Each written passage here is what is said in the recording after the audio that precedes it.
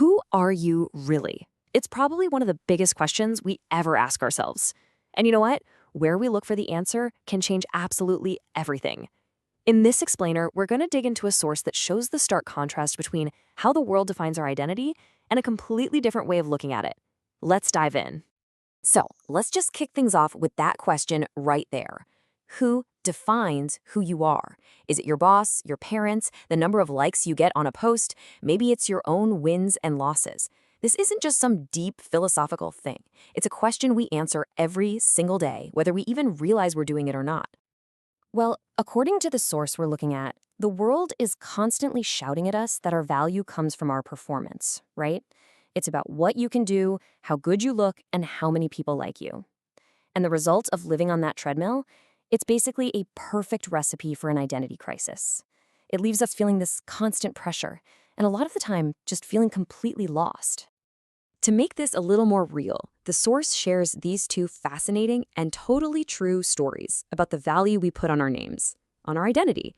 And the first one boils down to a pretty simple question. What's your name worth? Okay, so get this. Mark Cuban, the billionaire owner of the Dallas Mavericks, he walks up to a radio host named David Kaplan and offers him $100,000, plus another $100,000 for his favorite charity. So what's the catch? All he has to do is legally change his name to Dallas Maverick for one single year.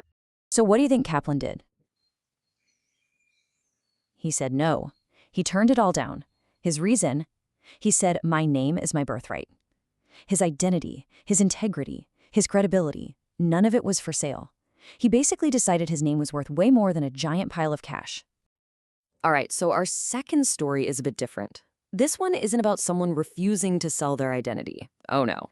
This is about someone whose identity was just so unbelievable in the moment, it was completely and totally rejected. So here's the scene. A bunch of FBI agents are in the middle of a raid on a psychiatric hospital. And, well, they get hungry.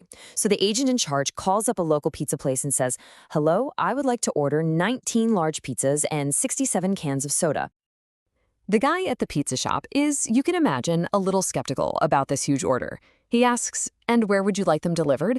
The agent tells him, we're over at the psychiatric hospital. You can just picture the long pause on the other end of the line. The psychiatric hospital? So to try and clear things up, the agent just states the facts. He says, that's right, I'm an FBI agent. He even adds that pretty much everyone there is an agent. But think about the context. You're calling from a psychiatric hospital, asking for 19 pizzas. His identity sounds, well, completely nuts. And after a little more back and forth, with the agent just insisting over and over that they really are with the FBI, the pizza man finally makes up his mind. He just says, I don't think so, and hangs up. The agent's entire identity was rejected, all because of his circumstances.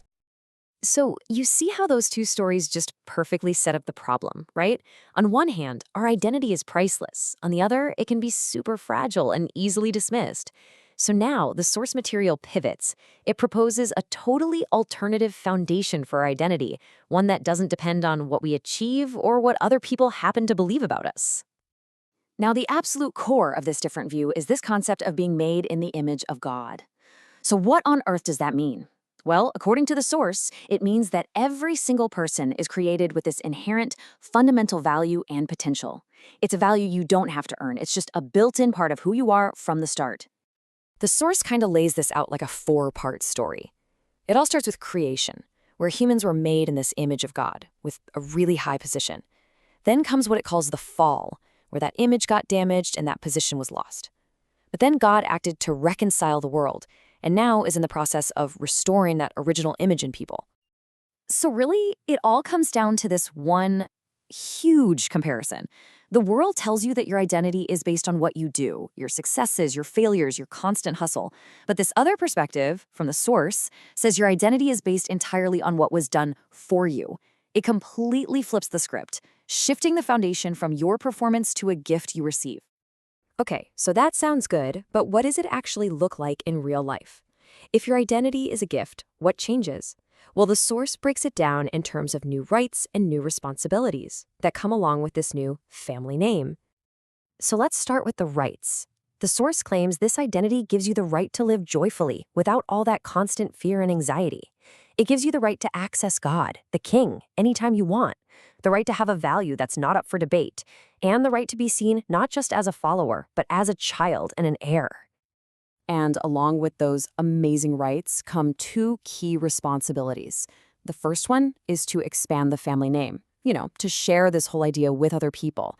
And the second is to wear that name proudly, out in the open, not to hide it away.